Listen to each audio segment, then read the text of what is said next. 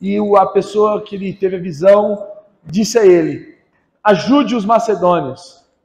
E aí ele saiu e foi em direção à Macedônia, e aí ele chegou lá em Filipe, no Rio, pregou a Lídia, aí depois ele foi para Tessalônica, cidade de Tessalonicense. Chegando lá na cidade de Tessalonicenses, ele foi à sinagoga, pregou. Depois disso ele foi preso, açoitado, e na sequência ele fugiu para Bereia, foi levado a Bereia. Chegou em Bereia, novamente ele foi à sinagoga e ele começou a falar de Deus para as pessoas, os judeus que estavam na sinagoga. Após isso, ele saiu de Bereia e foi para Atenas. Largou Silas e Timóteo lá e partiu para Atenas. Quando ele chega em Atenas, ele faz algo diferente. Enquanto ele esperava por Silas e Timóteo, ele não foi somente pregar na sinagoga. Além de pregar na sinagoga, ele também foi pregar na praça. Foi dar uma volta pela cidade. E aí ele começou a perceber o quanto eles eram religiosos, aquele povo de Atenas. Que era a capital da Grécia, na época, né? E ali tinha muitos filósofos, muitos deuses, um povo muito religioso. E chegou num determinado momento que ele vai falar, começa a pregar, e ele é levado para o Areópago. O que era o Areópago? O Areópago era como se fosse o nosso STF hoje. Era um supremo lugar onde as pessoas eram levadas para ser julgadas e questionadas em relação ao que estava sendo feito. E Paulo, que tem uma característica interessante. Por que Paulo, que estava por todos esses lugares, por que não podia ser Pedro? Por que não foi João? Por que não foi Lucas? Por que não foi esses caras? E sim Paulo. Pegando um gancho aqui com o CTMN, que nós estamos buscando instrumentalizá-los para que vocês possam ter um crescimento espiritual e um crescimento na presença de Deus, Paulo era um cara letrado. O que é uma pessoa letrada? Ela tinha ele falava muitas línguas, e dentre elas o grego. E para que pudesse pregar em alguns lugares, você tinha que dominar a língua. Não é igual hoje, que você tem um Google que traduz para você. Naquela época você tinha que saber o que você estava fazendo. E Paulo tinha essa ferramenta. Paulo falava grego. Né? E aí, quando ele foi para o Areópago, por exemplo, se ele não soubesse dominar a língua grega, ele tinha tido problemas. Porque os caras começaram a questionar ele. E aí, como que você fala? Imagina o inglês, você chega numa embaixada americana, os caras começam a te questionar na língua inglesa, o que você vai fazer? Não sabendo a língua inglesa, você não vai conseguir conversar. Então, Paulo desenrolava na linguagem de hoje, né? Paulo conseguia ter esse trato, Paulo conseguia ter essa comunicação. E além disso, Paulo era um cara muito sábio. Paulo conhecia demais a palavra de Deus. Paulo conhecia demais o Deus que ele pregava. Era estratégico, tinha discernimento. E aí aqui no 24 para frente, vocês vão ver que ele vai começar a explicar para os caras sobre Deus desconhecido. E o que acontecia? O que ele fez? Ou eu vou falar um pouco, fazer um preâmbulo, uma abertura sobre esse Deus desconhecido. Por que tinha o altar do Deus desconhecido? Curiosidade, tá, gente? Isso aí é aquelas curiosidades que você anota. Pode ser que você nunca vá usar, mas em determinado momento pode ser que seja importante você saber sobre isso. Há cerca de 600 anos antes de Paulo chegar a Atenas, a cidade passou por uma pandemia. E morreu muitas pessoas. E aí os Atenas, a galera de Atenas lá, os atenienses, eles começaram a procurar nos deuses gregos, com sacrifício, uma forma de cessar a pandemia. E eles não conseguiram. E aí eles ficaram sabendo que tinha um cara que chamava-se Sábio Epidêmides. Jesus amado. Que ele servia ao Deus desconhecido. O cara servia a um Deus desconhecido. Olha que doideira. E aí esse cara falou assim para eles: peguem as ovelhas e soltem pelas ruas da cidade. Aonde elas pararem para dormir, você faça o sacrifício e ele cria o altar para o Deus desconhecido. E a pandemia vai ser cessada. E assim eles fizeram, e por incrível que pareça, a pandemia foi embora. E aí eles tinham um Deus desconhecido. Mas quando Paulo chegou, e ele olhou para aqueles montes de deuses, e tinha um Deus que era um Deus desconhecido, remeteu a Paulo que eles não conheciam aquele Deus. E aí Paulo vai começar a falar sobre isso aqui no Areópago. Eu queria conversar com vocês sobre isso lá em Atos 17, do 24 ao 34. E lá na palavra de Deus diz assim: o Deus que fez o mundo e tudo que nele há, é o Senhor dos céus e da terra, e não habita em santuários feitos por mãos humanas. Ele não é servido por mãos de homens, como se necessitasse de algo, porque ele mesmo dá a todos a vida, o fôlego e as demais coisas. De um só fez ele todos os povos, para que povoassem toda a terra, tendo determinado os tempos anteriormente estabelecidos e os lugares exatos em que deveriam habitar. Deus fez isso para que os homens o buscassem e talvez, tateando, pudessem encontrá-lo, embora não esteja longe de cada um de nós. Pois nele vivemos, nos movemos e existimos. Como disseram alguns dos poetas de vocês, também somos descendência dele. Assim, visto que somos descendência de Deus, não devemos pensar que a divindade é semelhante a uma escultura de ouro, prata ou pedra, feita pela arte e imaginação do homem. No passado, Deus não levou em conta essa ignorância, mas agora ordena que todos, em todo lugar, se arrependam. Pois estabeleceu um dia em que há de julgar o mundo com justiça, por meio do homem que designou, e deu provas disso a todos, ressuscitando-o dentre os mortos. Quando ouviram sobre a ressurreição dos mortos, alguns deles zombaram e outros disseram: a esse respeito nós ouviremos outra vez. Nós o ouviremos outra vez. Ou seja, a respeito da ressurreição eu quero ouvir de você em outro momento. Agora eu não estou falando sobre isso. Com isso, Paulo retirou-se do meio deles. Alguns homens juntaram-se a ele e creram. Entre eles estava Dionísio, membro do Areópago, e também uma mulher chamada Damaris, e outros com eles. Você vê que interessante. Paulo descorreu para os caras todo o plano e toda a execução do plano de Deus. Se você observar, do 24 ao 34, Paulo desenrolou de Gênesis a Apocalipse. Nós teríamos esta prerrogativa ou capacidade de explicar diante de pressão desta forma quem é o Deus desconhecido? Você teria a ousadia que Paulo teve de dizer para eles que existia um Deus vivo, um Deus verdadeiro, e esse Deus ele existiu desde o começo, e ele não é nenhum dos que eles serviam através de pedras de escultura? Percebe o quanto nós precisamos aprender mais da palavra de Deus? Quanto nós precisamos estar melhor preparados com a palavra de Deus? Paulo tinha essas habilidades. E aí, diante de tudo isso que nós vimos aqui, nós precisamos olhar para 5 aspectos. Prometo que eu acabo antes da meia-noite. São só 10 para as 8. Até meia-noite eu termino. São 5 aspectos, né? Mas a conclusão, depois nós temos as crianças que vão fazer uma apresentação para vocês, mães. Tá? Primeiro aspecto. Deus é o Criador do universo. Lá no 24, Paulo fala sobre isso. Ó. O Deus que fez o mundo e tudo que nele há é o Senhor dos céus e da terra, e não habita em santuários feitos por mãos humanas. O que Paulo está dizendo aqui? Paulo está confirmando Gênesis 1:1.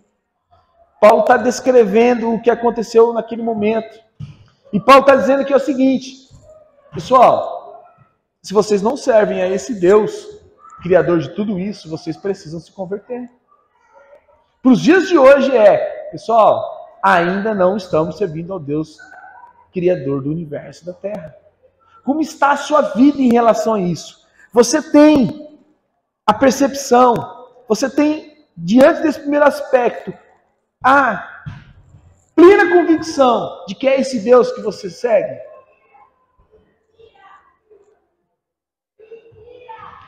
E ele dizia, esse Deus que você acredita seguir, falou que se você o seguisse de fato, você faria coisas maiores do que ele.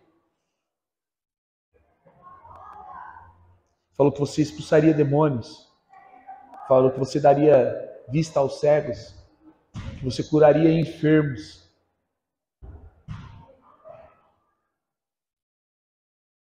Isso foi dado já para você. Você tem... Os sinais têm te acompanhado?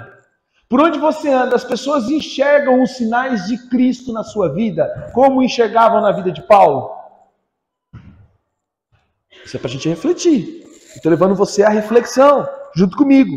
Você tem deixado claro que Deus não está em templos de pedra ou de barro, esculturas, ou até mesmo aqui. Deus ele não se limita a esse espaço. Mas através do Espírito Santo, Deus ele habita em mim e em você. Esse é o Deus que Paulo está falando. Esse é o Deus que Paulo está dizendo. E nós temos essa convicção. Nós abandonamos os nossos... Nós abandonamos as crenças de nossos pais, de nossos avós, ou o que eles nos ensinaram, porque eles não sabiam. O cara colheu. Estava madura. Nós estamos prontos para deixar os nossos pregadores de estimação? Deus não está neles. Nós estamos prontos para deixar até mesmo nossos pais, que às vezes nós endeusamos, nosso cônjuge. Tudo isso está ocupando o lugar de Deus, Criador, na sua vida. Você está travando Deus em um determinado ponto. O que você tem feito com Deus? Onde você tem colocado Deus? Aqui você tem limitado Deus. Ele é o Deus Criador do universo. Ele não cabe dentro de uma escultura. Aquela cruz que pendurada que eles fazem com Cristo lá, ele já não está mais lá. Já foi. Ele já ressuscitou dentre os mortos. Ele está em nosso meio através do Espírito Santo. Precisamos abandonar as nossas imagens de escultura. Paulo estava dizendo isso para eles. Segundo aspectos, Deus é o mantenedor da vida. Lá no 25. No 25, Paulo vem falando. Deu 25. Ele não é servidor, ele não é servido por mãos de homens, como se necessitasse de algo, porque ele mesmo dá a toda a vida, a todos a vida, o fôlego e as demais coisas. Deus, ele não necessita de nós, ele não necessita de nada. Paulo está aqui confrontando e está dizendo que o que as pessoas faziam, o que as pessoas se esforçavam pelos deuses que elas serviam, não era necessário. Porque o Deus que eles devem servir, que é o Deus desconhecido deles, que agora está se tornando conhecido, ele dá o fôlego de vida a eles. Ele dá a vida a nós. Que a vida é em Cristo. Que a salvação é em Cristo. Olha, eu vou confessar uma coisa para vocês. Nós temos tido momentos maravilhosos na presença de Deus nesse lugar. Aqui, nesse lugar de reunião. Ontem, quem não vem, perdeu. Sábado tem sido uma bênção, gente. Para mim tem sido um deleite. Tem sido um deleite. E eu vou dizer uma coisa para vocês. Deus quis fazer só naquele momento. Porque hoje eu fui editar a filmagem. Vocês não acreditam. Só o momento do louvor tinha som. O resto estava tudo sem som. Ou seja, quem veio, veio. Quem não veio, não vai ver o que aconteceu. A não ser que você queira ler os lábios, porque eu tenho só... Ai, deu ruim. Está sendo maravilhoso estar aqui aos sábados. Sendo muito bom. Eu ponho meu tambor ali, ó, e eu canto. Nós oramos, nós choramos ontem. Ontem foi um chororô, foi uma bênção. Ontem nós falamos sobre ofensas. Ontem nós falamos sobre nós estarmos se afastando de Deus por conta do que as pessoas fazem a nós. Nós pegamos Deus e jogamos fora por conta do que alguém fez para mim. Agora eu não quero mais servir a Deus. Eu vou embora da igreja porque o irmão não olhou para mim, ou porque o irmão falou mal de mim, ou porque o irmão não me pagou, ou porque o irmão não me deu bom dia, ou porque o irmão usou o mesmo vestido que eu, ou porque o irmão falou mal de mim. Eu vou embora, porque Deus não existe naquele lugar, não. Deus existe naquele irmão só.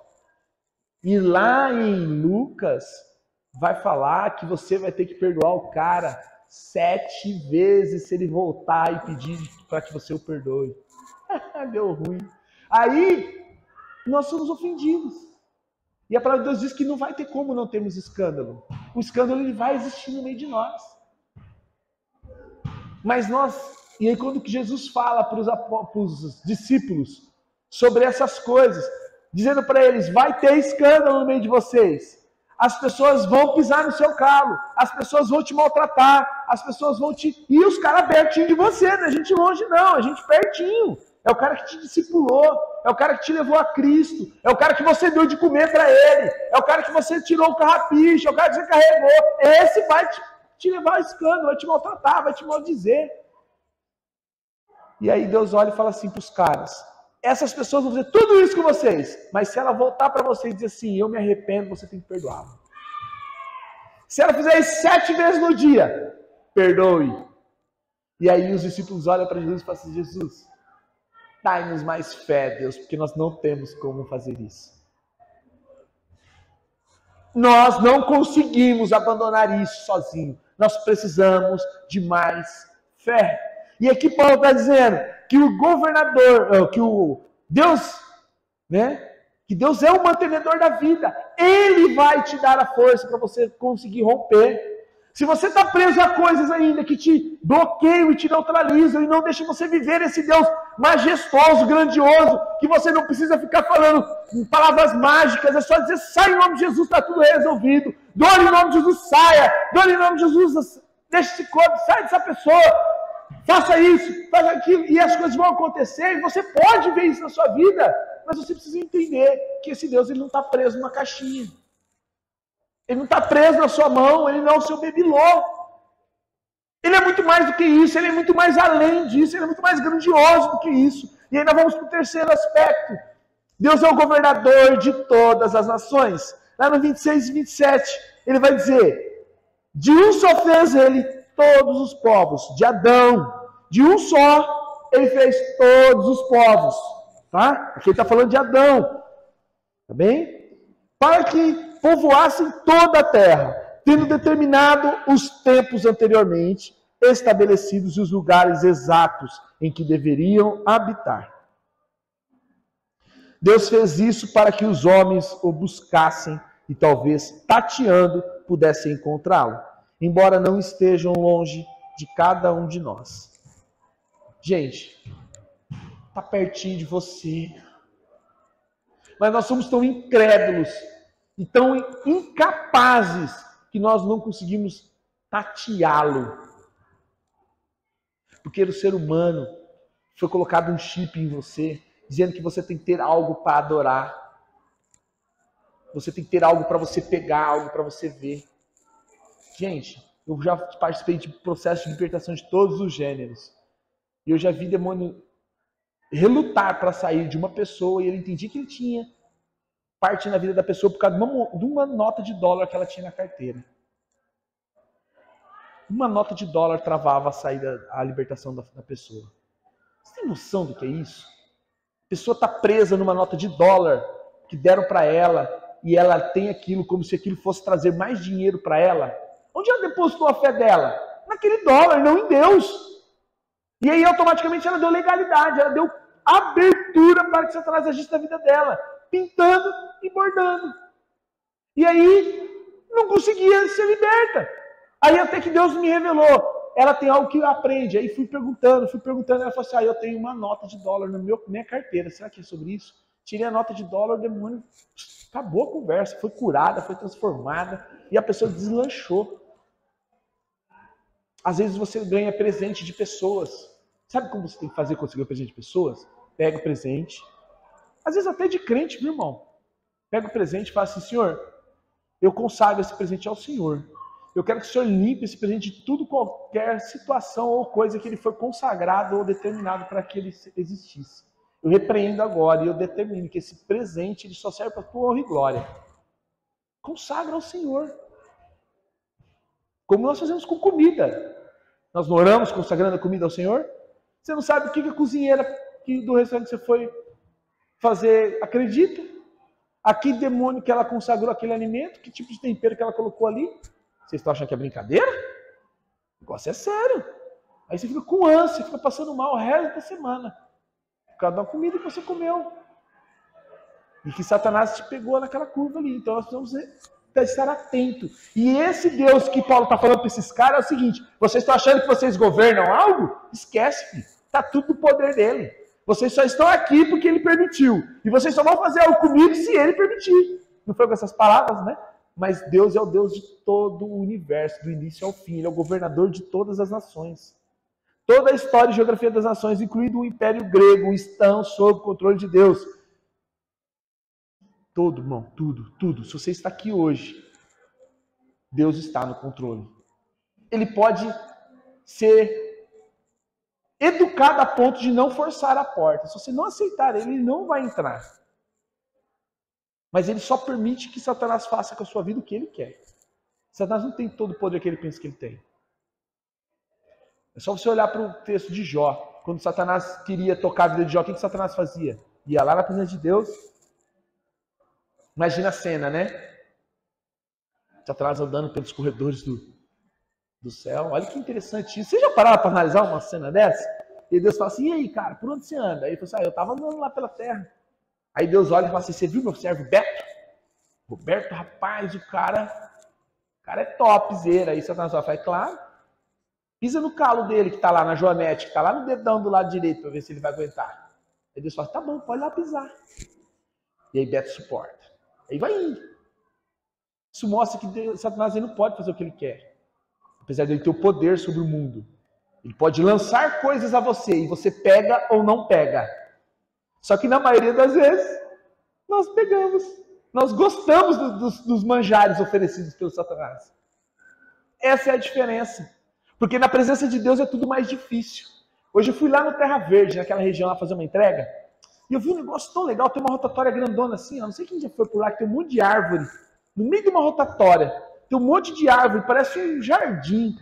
Eu falei assim para ela, nossa, aqui deve ser legal pra gente fazer uma vigília, porque é no meio da cidade, não é um lugar distante, né?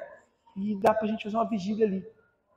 Aí eu fiquei pensando assim, nossa, para ir lá no culto o pessoal acha longe, tá frio, não vai, tá chovendo, não vai, tá tudo, né? Imagina lá no negócio. Aí Deus falou assim para mim: você quer fazer? Faça, comece a fazer. E aí as pessoas vão começar a te seguir. Ou você só faz se as pessoas forem? Falei: Deus, eu vou ter que ir porque eu tenho que ir. Porque o Senhor falou para mim, não porque as pessoas vão estar ou não vão estar. É mais difícil as coisas na presença de Deus. Porque é longe, às vezes. Porque às vezes não é o que você quer ouvir. Às vezes não é da forma que você pensou que fosse. Geralmente, quando você é confrontado pelo Espírito, você tem que sair da sua zona de conforto. E foi o que estava acontecendo com aqueles caras. Nós já reconhecemos que por nossos esforços não é possível achar a Deus. Você já entendeu que você não precisa fazer nada para encontrar a Deus? Todos os esforços que você pode fazer, ele é pífio, não serve para nada. Você já conseguiu colocar isso? Já conseguiu mudar o seu pensamento? Já conseguiu mudar a sua mente em relação a isso? Estava falando com um jovem essa semana. Não adianta você fazer promessa. Não adianta você fazer nada. Deus não precisa da tua força. Ele só quer o teu coração. Ah, mas eu não sou capaz. Só o teu coração, irmão. Ah, mas eu não sou digno. Só o teu coração, queridão. Ah, mas só o teu coração. E só o teu coração.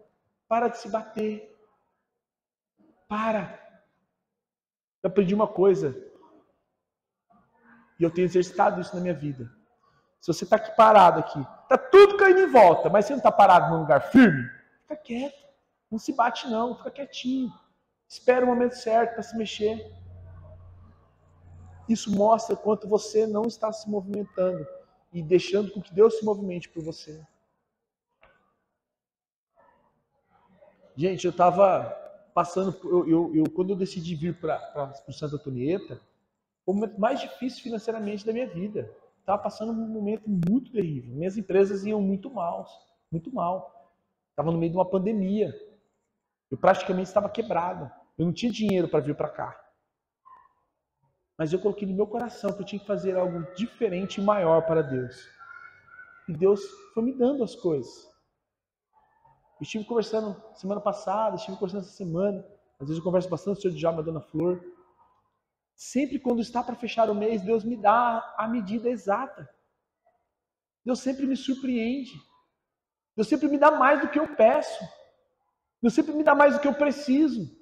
Ah, Marcela, mas tá bom? Depende. Você está olhando para o copo cheio ou para o copo vazio? O copo está pela metade. Você está vendo o quê? O cheio ou o vazio? Se você olhar para a parte cheia, Deus tem me surpreendido e me sustentado. Se eu olhar para a parte vazia, eu não vou conseguir observar o que Deus está fazendo na minha vida. Gente, por pior que esteja, preste atenção no quanto Deus já fez pela sua vida. O quanto Deus ainda está querendo fazer por você. Deus precisa de novos trabalhadores. Deus precisa de pessoas determinadas e com determinação para pregar o seu evangelho. A Igreja do Evangelho das Nações tem 27 anos. Surgiu de um sonho, de uma visão, de uma vontade. Nós estamos crescendo exponencialmente nos últimos dias, porque homens e mulheres se disponibilizaram a fazer o que Deus mandou e não o que eles sabem fazer. Se você olhar para os nossos pastores, de mim ao primeiro, ao Paulo Berbel, nenhum de nós éramos capacitados. Mas Deus sempre nos capacitou e nos levou a lugares muito maiores do que nós podíamos ir.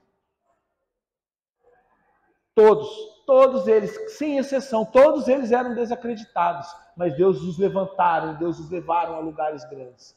E aí hoje eles chegaram onde vocês veem, mas não é porque eles são melhores, é porque eles se disponibilizam. Porque eles não têm medo do que vai acontecer. Não tenha medo se a pessoa vai falar porque você fala errado. Não tenha medo se a pessoa vai falar porque você foi a pé. Não tenha medo porque você às vezes não tem uma roupa nova todo domingo. Não tenha medo. Faça somente o que Deus pediu que você faça. É para ir? Vá. É para pregar? Pregue. É para orar? Ore. Gente, tem uma meta de vida perto de mim. As pessoas têm que sair melhor quando elas encostam em mim. Elas têm que sair melhor. Você precisa entender isso. As pessoas precisam chegar perto de você. Se você tem Cristo, ela tem que sair de perto de você melhor. Senão você não mudou a vida dela. Senão você não mostrou esse Deus que é tudo aí. E aí, qual que é o quarto aspecto? Deus é o Pai. Lá no verso 28 e 29. Diz assim, pois nele vivemos, nos movemos e existimos. Como disseram alguns dos poetas de vocês, também somos descendência dele. Assim, visto que somos descendência de Deus, não devemos pensar que a divindade é semelhante a uma escultura de ouro, prata ou pedra, feito pela arte e imaginação do homem. Esse cara que Paulo citou aqui chama Arato. Arato era um filósofo ou um pensador daquela época, e ele dizia para as pessoas assim: nós somos descendência dele. Só que quem Arato dizia que o povo era descendente não era de Deus, era de Zeus. Arato dizia que as pessoas eram descendentes de Zeus. Mas Paulo pegou o gancho novamente e transformou no Deus que ele estava pregando. E disse para os caras: se você é só descendente de Arato, esquece. Ou de Zeus, esquece. O Deus que eu estou falando para vocês é o Deus que criou tudo, que faz tudo, que movimenta tudo, que faz tudo. E nós somos descendência desse outro cara aqui. A divindade é única. A divindade é única. Se nós olharmos lá para os Salmos, né? Somos criados e tecidos por Deus desde o ventre de nossa mãe. Isso fala lá em Salmo 139, 13. Que Deus nos teceu desde o ventre de nossa mãe. Mas nós nascemos fruto do pecado, de Adão e Eva. Filho de crente não é crente. Marido de crente não é crente. Esposa de crente não é crente. Neto de crente não é crente. Todos têm que se converter. Porque nós somos frutos do pecado de Adão e Eva. E aí nós precisamos abandonar o pecado e seguir a Cristo. Mas Deus nos criou desde o ventre da nossa mãe. Mas você precisa tomar a decisão. Você quer Ele como Pai? E nós só podemos entender e ser tidos como filhos e ter Deus como Pai se nós aceitarmos como nosso Senhor e Salvador. Aí nós recebemos o direito de sermos chamados filhos de Deus. Ou seja, nós não somos filhos de sua essência, nós somos bastardos, que fomos aceitos por Cristo. Filho é só Jesus Cristo. Quinto aspecto, Deus é o juiz do mundo todo. Lá em 30:31 vai dizer assim, ó, no passado Deus não levou em conta essa ignorância. Olha lá, no passado Deus não levou em conta a ignorância do povo. Mas agora ordena que todos, em todo lugar, se arrependam, pois estabeleceu um dia em que há de julgar o mundo com justiça, por meio do homem que designou. E deu provas disso a todos, ressuscitando dentre os mortos. Lembra quando eu disse que solta o coração? Solta o coração basta? Aqui ele está dizendo isso, que nós precisamos se arrepender, nós precisamos deixar para trás, nós precisamos mudar a rota, convergir, se converter dos nossos pecados, nós precisamos abandoná-los, nós precisamos deixar as coisas que nós seguimos, deixar os nossos bibelôs de presente, deixar os deuses que foram ensinados por nós, pelos nossos pais. Ah, mas como eu vou explicar para ele que eu não tenho mais a imagem que ele me deu? Explica para ele que você agora crê no Deus vivo, que não cabe dentro de uma escultura de barro. E por isso você a jogou fora, que você precisava se converter de todo o coração. É assim. Ah, eu ganhei um colar da minha avó, tinha uma santa, que ela é devota demais. É uma afronta a ela já até morreu. Já foi, irmão. Afronta a Deus é você continuar seguindo o que você está seguindo. Isso é uma afronta a Deus. Você quer afrontar a Deus ou a tua avó que morreu, ou tua mãe, ou teu parente, ou tem quem for? Eu prefiro afrontar o parente do que Deus. Porque a hora que chegar o momento do julgamento, eu quero ser encontrado como um servo bom e fiel, que fez o que tinha que ser feito. Podia ter meus erros e pecados, porque não sou perfeito, mas eu lutei até o fim, combati um bom combate, e eu venci as guerras que Cristo me colocou para combatê-lo. E eu soube dizer não quando precisava, e eu soube dizer sim quando precisava. E eu soube dar ponto final no momento que tinha que ser dado. Deus fechou com chave de ouro, falou, acabou o tempo. Nós precisamos entender, irmãos, que a vida é feita de ciclos. Ele começa e termina. Vai ter momentos que você vai ter que deixar alguns lugares. Vai ter momentos que você vai ter que chegar e falar assim, deu meu tempo aqui. Vou ter que pedir a conta nessa empresa porque já deu meu tempo. Eu vou ter que pedir a conta de um lugar porque já deu o tempo. Vai ter momentos que você vai ter que dar cartão vermelho para um amigo. Você vai ter que dar cartão vermelho para uma amiga. Você vai ter que dar cartão vermelho para um parente. Porque o tempo se encerrou ali. Deus precisa de você em outro lugar. Você precisa estar desprendido para isso. Só que você só vai entender isso se você estiver com o seu coração totalmente voltado a Deus. Porque senão você vai querer o que te faz bem. Eu amo estar envolvido. Eu acho massa eu ter montado o time ganhar, porque eu movimentei, porque eu tirei um cara, o cara foi lá e coloquei o outro, o cara foi lá e fez o gol. Eu acho top isso. Tava até mais gostoso do que jogando. Porque eu não era bom mesmo jogando. Mas ali eu colocava os caras melhores e os caras melhor ganhavam. Tava gostando. Só que Deus falou assim para mim, não é isso que eu te levantei para fazer. Você tem que fazer outras coisas. Ali. Então, quando a pregação chegou em Jesus ressurreto, a base da nossa fé, alguns zombaram. Como zombaram ontem. Vai pregar, pastor, e não fazer jogo de futebol. Alguns zombaram. Outros até queriam ouvir mais. E alguns homens creram e juntaram-se a Paulo. Mas Paulo, diante de tudo isso, saiu do meio deles, acompanhado por aqueles que creram. Mas o mais importante, Paulo não abriu mão de pregar o verdadeiro evangelho. Oh, aleluia!